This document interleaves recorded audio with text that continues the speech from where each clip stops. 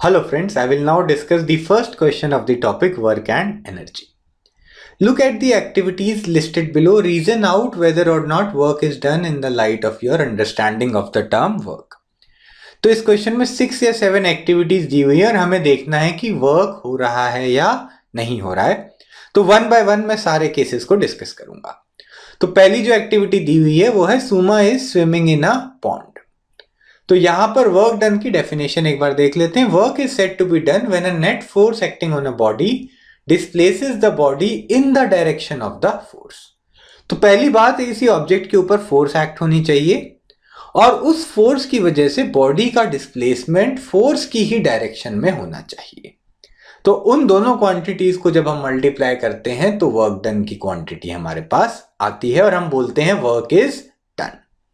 तो पहले केस में सुमा का मोशन एनालाइज होगा। तो सुमा जब स्विम करती है, जब अपने हैंड्स और लेग्स को मूव करती है, तो she applies force on the water pushing it backwards. Suma अपने हाथों से पानी को पीछे की तरफ पुश करती है।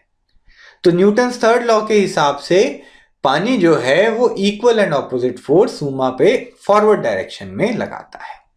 तो सुमा बैकवर्ड डायरेक्शन में फोर्स अप्लाई करती है वाटर के ऊपर और वाटर जो है वो सुमा को फॉरवर्ड डायरेक्शन में प्रोपेल करता है। तो सुमा ने अपनी एनर्जी स्पेंड करी पानी के ऊपर काम करने में और water gives that energy back to her in the form of kinetic energy. तो वाटर जो है दैट डज वर्क ऑन सुमा। तो ये पहले पॉइंट का डिस्कशन था। Now let us move on to the second activity. A donkey is carrying a load on its back. तो यहाँ पे एक डंकी का मैंने डायग्राम बनाया है, फोटो ली है, जहां पर उसकी बैक के ऊपर लोड रखा हुआ है। तो इसका फोर्स डायग्राम हम बनाएंगे लोड का। तो लोड के ऊपर ग्रेविटी की फोर्स लगती है वर्टिकली डाउनवर्ड डायरेक्शन में और मंकी की बैक उसके ऊपर रिएक्शन लगाती है अपवर्ड डायरेक्शन में।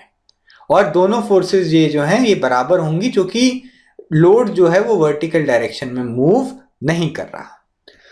तो जब ग्रेविटी लोड को नीचे पुल करती है तो डंकी जो है वो अपवर्ड डायरेक्शन में फोर्स लगाता है, जबकि डंकी के मोशन की वजह से लोड का डिस्प्लेसमेंट हॉरिजॉन्टल डायरेक्शन में हो रहा है।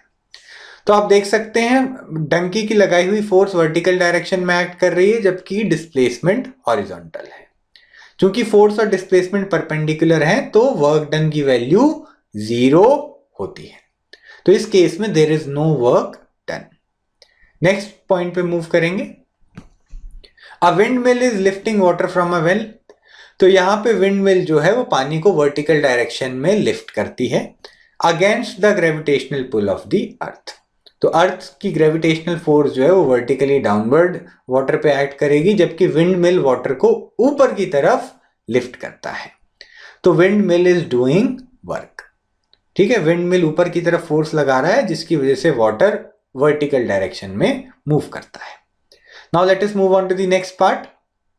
अ green plant is carrying out photosynthesis. तो फोटोसिंथेसिस के केस में लीव्स ऑफ द प्लांट जो है उनमें कोई मोशन नहीं होता है। ठीक है, जो लीव्स हैं दे रिमेन स्टेशनरी, दस work is not getting done. ठीक है, वर्क होने के लिए फोर्स लगनी चाहिए और साथ में फोर्स की ही डायरेक्शन में डिस्प्लेसमेंट भी होना चाहिए। तो नेक्स्ट पॉइंट पे मूव करते हैं। An engine is pulling a train. तो यहां पर वर्क होगा, क्यों? क्योंकि इंजन जो है वो फोर्स अप्लाई करता है ट्रेन के ऊपर और ट्रेन उसी डायरेक्शन में मूव करती है जिस डायरेक्शन में इंजन उसके ऊपर फोर्स लगाता है। तो work is done by the engine.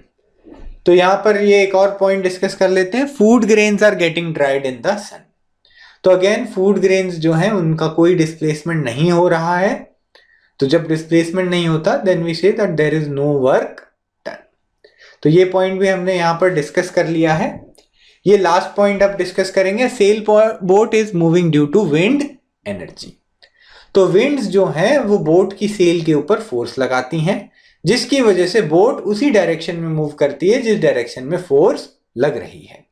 तो यहाँ पे फोर्स भी है, डिस्प्लेसमेंट भी है और डिस्प्लेसमेंट की डायरेक्शन वही है जो फोर्स की डायरेक्शन है। Thus we can say that work is done by the winds on the boat. तो यहां पर ये हमने डिस्कशन खत्म कर लिया है। This was the last activity. If you found this video useful, do like it and share it with your friends. Please do not forget to subscribe to our channel. Thank you so much for watching.